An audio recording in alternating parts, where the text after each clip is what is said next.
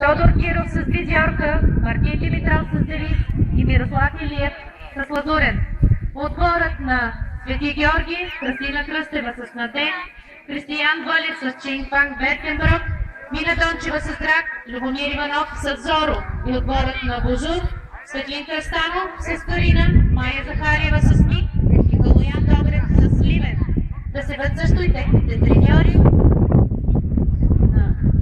Тодор Кулов на клуб Околен спорт Калоян 92, Светлин Иванов на Свети Георги и Бойко Найденов на клуб Околен спорт Божур.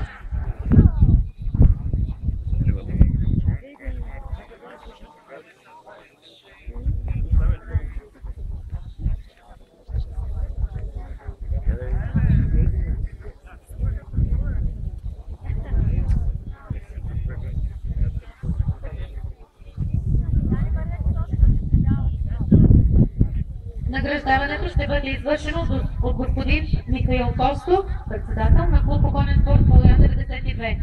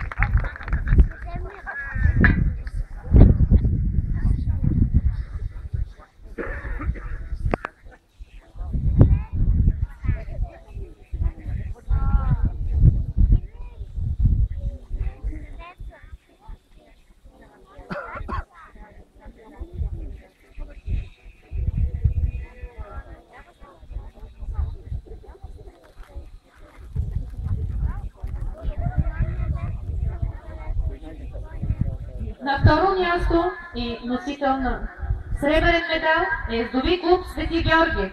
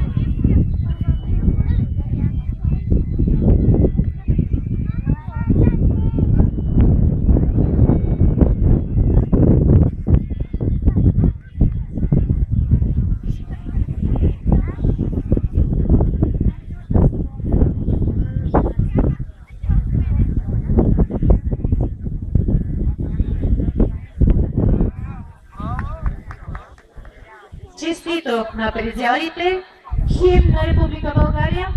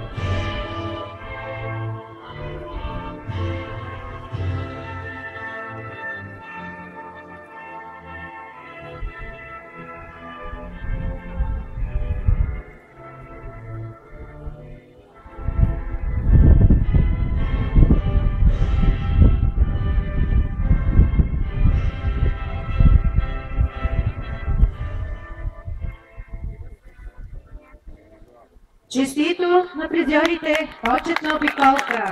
Треньорите могат да поведат и той само за тях. А може и някои препятствия. С това завърши този спортен ден и това състезание. Пожелавам на всички успех и до нови срещи!